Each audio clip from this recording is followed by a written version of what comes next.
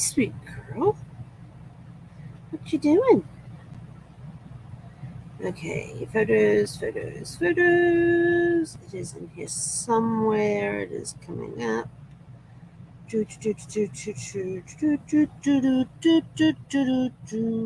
probably live by now. I am here. I thought I had a picture of it. Oh, doesn't look like I did. How far back am I? March. Yeah, no, I didn't do that in March. Hey, kia ora. Helen Brahms here, live from Sun City in Arizona. Hope you're all having a super fantastic, sparkling day. I'm just trying to find the photo that I thought I had taken of the back of my t-shirt. Oh, there it is. I did take a picture of it. So I'm wearing my I can't quite stand up. Let's see if you can see. Keep Moving Forward t-shirt that I got from what the heck is the name of this outfit? I can't read the side of it there. The Tilvahala Project. Now, this is an outfit that when you purchase anything from them, their proceeds go towards doing remembrance plaques for military who have passed, for firefighters and police who have also passed, which I think is kind of cool. And they also assist those with the military with PTSD with help, counseling services, and getting a service dog. So that's kind of cool. So this t-shirt, which says keep moving forward, I like this because it's what I keep telling people, that you may not move on from an incident, but you can keep moving forward because that incident is always going to be a part of your life. So on the back of the t-shirt, and I can't turn around because I'm in the dining booth, it says crawling is acceptable, falling is acceptable, puking is acceptable, crying is acceptable, pain is acceptable, quitting is not. I don't know if you guys can see this very well there, but this is what the back of the t-shirt says. And you can get it in different colored trim. I, of course, chose the pink. So I thought it was a very appropriate t-shirt, and to go make sure I actually have a presentation to do. I got 2 presentations to do in June where I'm going to be speaking on moving forward. So I'm going to be wearing this t-shirt because it's got such a great message on it. And the other one that I got from the same outfit says, you are enough across the front, and it's great. But anyway, it's Magic Monday. How was your Monday? Mine was awesome. It's been nonstop all day. From the moment I got off to right now, I have been going. If I haven't been sitting at the desk working, I've been up, maybe prepping lunch or whatever, bathroom, filling up my water bottle, checking on the pup. What you doing, Zeffy? She's just busy wandering and she wants to go out for a walk. In a minute. But it's been nonstop all day. In fact, for one client who I worked 2 hours for on Monday, I've actually done, a few more than that. Because when I got off the chat, I then went straight into getting a project finished there. But I'll go get this done, which was to send a card out because we now had an address to send a card to. Then we had another card that had to be sent out, so I got that all done. And then we had some, what are you doing? Bring it here. Okay, let go. Release. Zeffy, release. No, she wants to play tug. Release. Come on. Release. Good girl. This is what she's playing tug with, her piece of rope. She likes to lay down at night and gnaw on the bone piece that's on here. There you go. Oops. Oh, it makes a bit of a thud. Got a few more hours in for that than I thought I would get in today. So, because normally I finish at 4, go take a break, go play with the dog. Yeah, didn't get to do that today.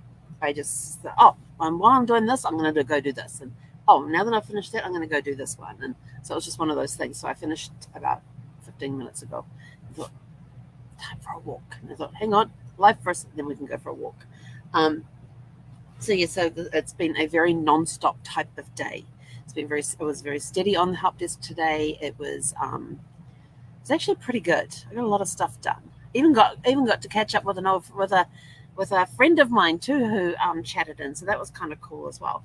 But we didn't chat very long because we both had stuff that we were doing. She was on a Zoom with her client, and I was helping them out with an issue. So we just briefly talked while we got the issue resolved. But yeah, it's been a really good day today. So, and I got my planner updated because I didn't do my planner over the weekend, so I had to sit down this morning and get that done. So I got that done. So it's been a rocking day. I'm looking forward to kicking back and putting my feet up this evening. My to-do list for today is done. I'm actually ahead on my to-do list because the stuff that I got done this evening after I finished on the chat means that I've got some free time coming up, which is good because on Friday, and I've got an appointment on Friday, which is when I usually do work for this person. So I'm ahead. I'm ahead of the curve right now. Yes, that's good. It's a good thing. We're ahead of the curve. Yes, love it when I can get ahead. I can get ahead on projects and things, which means I'm not scrambling at the last minute. But right now, so our question of the month for May is: where are some places you have vacationed during your lifetime so far, and do you have any favorites? Let's see, where else? I'm writing about our trip to Prague and on the Danube River that we did back in December of 2011. That was cool. It was my birthday the day we got on the ship. And we're sitting at a table with two other couples that evening, and I'm sitting across from Brad's on the end, I'm on his right. There's another lady on her left, her husband on his left. The husband was on her left. Then there was another husband sitting at the end of the table, and his wife was sitting next to me and so we're sitting there, and it turned out that it was the two of us sitting up, the two women sitting opposite. There was myself and the lady sitting opposite me. It was both of our birthdays that same day. She was 15 years older than me, so it was kind of cool. And of course, I sent her a birthday message last year and said, "Can you believe it's been 10 years since we met?" And so it's been kind of cool keeping up with them, and we're still friends, still keep in contact with them, which is kind of cool. And we had a great trip, even though I did end up with a 24-hour stomach flu. And I can pinpoint, if you show me a photograph of all of us on board the ship, I will pinpoint out the woman who brought it on the ship. Took out half the passengers and crew. That did. A couple of people had to be taken away to hospitals, but they joined us again later on the cruise. That one evening we had to pull over to the side of the riverbank so that the ambulance could meet us there and bring the doctor on board, so we could check to see, if this one guy ended up having to go to hospital because they couldn't get a control on his condition at the time. So they took him there, and he was in hospital for a couple of nights and caught up with us further down the river. So, and the cruise line helped with coordinate all of that. So that was really cool. But we did get kicked off the boat early on Friday morning, which is fine, because they had a private driver to take us to our hotel, which was awesome because we then booked him for our hotel for Monday. So that was on Friday. We were leaving on Monday, and so we booked him there and then to come and pick us up from the hotel on Monday morning and take us to the airport. We worked out the times and everything. He was there. He was such a sweetheart. He was an awesome driver. He was kind of a little bit of a tour guide too, because once we got on our way to the airport, we actually went out of the center of Budapest, and so he gave us a little bit of history along the way and that sort of stuff too, which I love. I love it when drivers do that. One of those people, I may ask a question about the history and boom, they're off. And you can tell, some drivers, you can tell sometimes that they want to talk, and there's nothing more that they want to talk about than their country, their town, their city, whatever. And so you just ask a question. And one of my favorite questions to ask, and I do this with Uber and Lyft drivers, is I turn around and say, "Okay, I'm visiting your town right now, or your city. What's one thing that you have here that nobody else has that should be a must-see when you have a limited amount of time in town?" And I did that in, it was by one of the Great Lakes. Milwaukee? Yeah, Milwaukee, because that's one that has the Harry Winkler statue, right? I didn't go downtown to see that, but I did ask he was taking me over to Walmart because I had to get an extra suitcase to come home. I already had a carry-on and said I was going to check one. So carry one on, check the other one. It was not a problem. So I asked him that question, and he told me about the domes. And so I had a whole day in town, so I went over to Walmart, got my extra carry-on bag. As it turned out, I didn't have to check anything because I was able to get the wheelie on board, and then my carry-on bag I purchased was big enough to count as a handbag. It was like a little overnight bag, so I was able to utilize that. So it was pretty cool. I didn't have to check anything. But the cool part is that he told me about the domes. And I said, what are the domes? And he told me where they were, and that there were these 3 big glass domes, and one of them they changed the exhibit in every time. It was all to do with different gardens and plants and that sort of thing. Another one was a desert climate. So you go in there and there'd be all these different cacti growing, or different other plants that weren't cacti that would grow in different desert conditions from around the world. I thought, well, that'll be interesting. And then the third one was the tropics. And you go in there and it was all tropical plants from different places around the world. But you had to keep your eye open in all 3, because there were little fairy setups in all of them. Like in the third one in the tropics, you'd be walking along and you go, oh, hang on, what was that? And you go back and there'd be this little alcove, this little tiny gap in the plants, or this little tiny platform set up that was hidden by the leaves. And there'll be this little fairies house there with little fairies out in the garden and all of that sort of stuff too. So they had these little hide and seek things, I guess to keep the kids interested. I don't know, but it kept me interested, because once I knew that they were there, I'd go looking for them. Saw some unusual plants, saw ones with these great big long pods hanging down from this other plant. No idea what that plant was. Still couldn't figure it out, because I couldn't figure out where the tree was to find the little tag on the tree.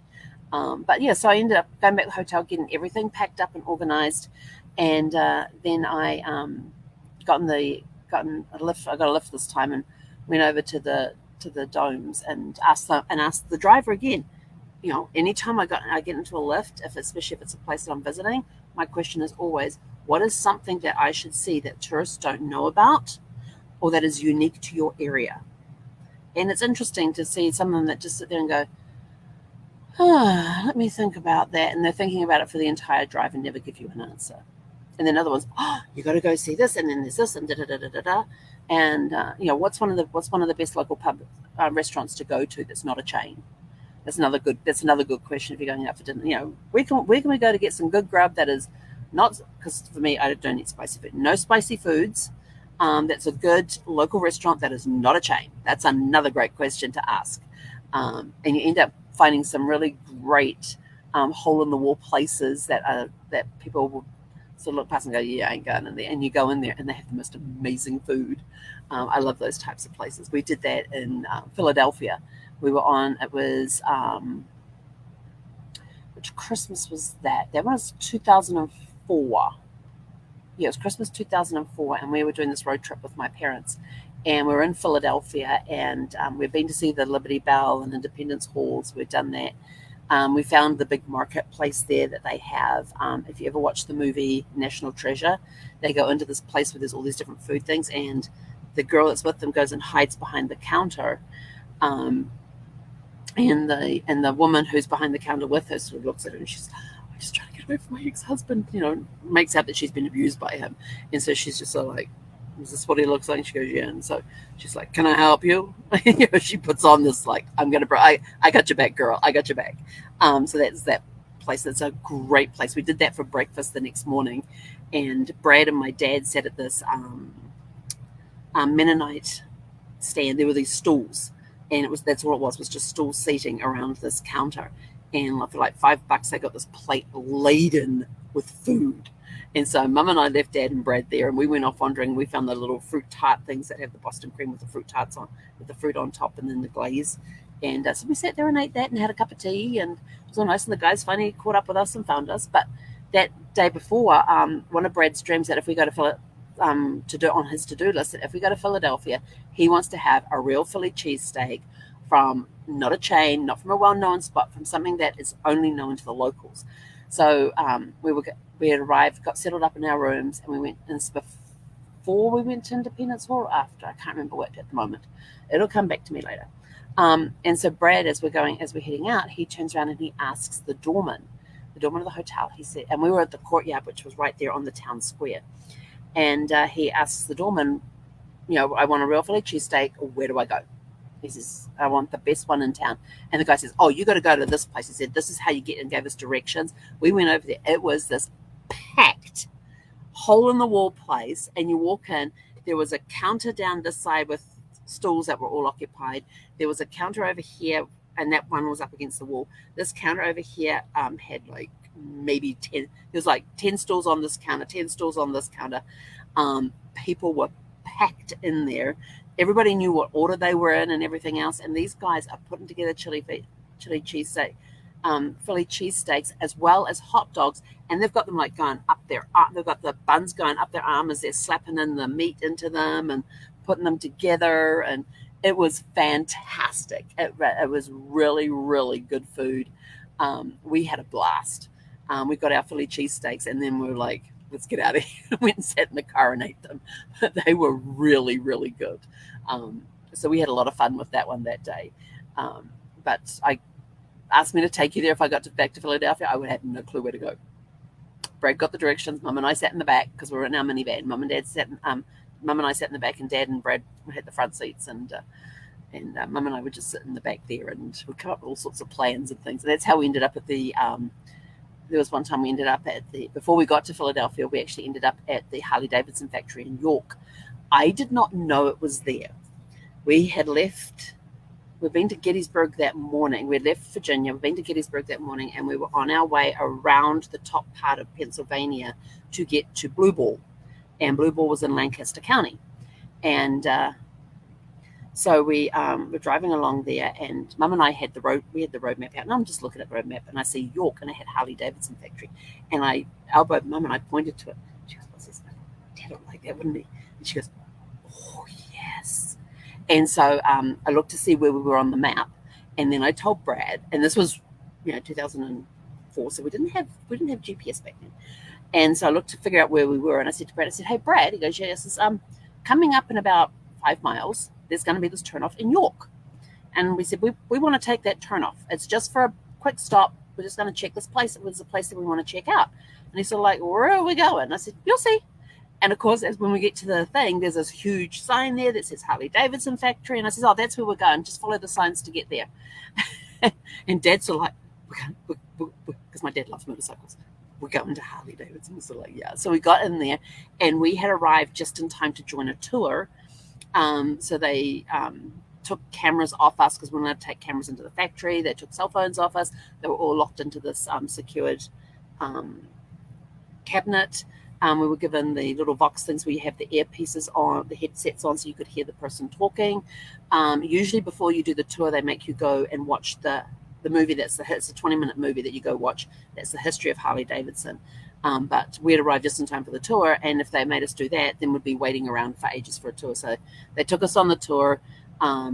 It was really cool, really interesting, and they had this one piece where there's a guy who all he does is he sits on the Harleys, and he's got these rollers that the bike sits on. He takes this connection, he hooks it up directly to this place on the engine, because you cannot ship motorcycles with gasoline in the tanks. And so this was a direct feed into the engine for the gasoline, and he fired this Harley up. And then we're crouching down, and we're watching, what speed he gets up to, and we're watching him on the bike, and he's like listening. Cox is head this way, Cox is head this way. He's listening for any odd sounds. He's making sure everything's running smoothly. He's watching the revs. He's got all these little monitors up there that he's watching and everything else. And he's walked away. I said, we just heard a Harley fire up for its very first time, because we walked along the assembly line. We had walked from where they make the shapes for the like the wheel covers, some of the pipes and everything. We walked through all of that area, seeing everything getting stamped out, made, created, everything. Then we got along on the assembly line where everybody's doing their little task to do along the assembly line, and then we get to the final area, which is where they fire up the motorcycles to make sure they're working. And that's all this guy's job was to do that. And if there was any problems, he would note what the problems were, and the bike would get taken to wherever it was to get the noise, that rattle fixed, whatever. And then he'd bring them the next bike, and away you go. And they had released, not long before we were there, they had released 2 limited edition motorcycles, and you had to be a fireman to get the fire engine red one, or a retired fireman, or you had to be a policeman to get the special police Harley, which was this white one. And they had these 2 special edition ones. And I said to Dad, well, which one are you going to take? Because my dad has been both, at that point, had been both a fireman and a policeman, and he was retired from both. And I said, well, and that was my question to him was, well, which one are you going to have? And they're showing us these bikes, and they were gorgeous. And the guy looked at Dad and says, and I said, well, my dad used to be a fireman and a policeman. He was a fireman first, then he became a policeman. And it's like, oh, so which one will you choose? And Dad was sort of like, I don't know. But they were beautiful bikes. And then we got to go back, get our stuff, and then they put us in the room so we could watch the video, which was really interesting. Then they had a store that you could go and look through. They had all the Harley Davidson logoed, branded stuff and everything, but they had a Softail and a touring bike out there on static display that you could actually sit on. And so somewhere in my archives of photographs, I actually have a picture of Brad on the front of the touring bike and me on the back of the touring bike. And Brad's sort of like, you know, this wouldn't be too a bad way to see the country. And I'm sort of like, yeah. I said, you drive, I'm riding. That's the thing. I says, I am not sitting where you're sitting. You're going to be sitting there. You're going to be riding this thing. I'm just going to sit back here and enjoy the ride. And we also got a picture of Mum and Dad on it as well. So we had a great time. So that was another thing as well. So anyway, that's it from me for now. I got to go walk a pup.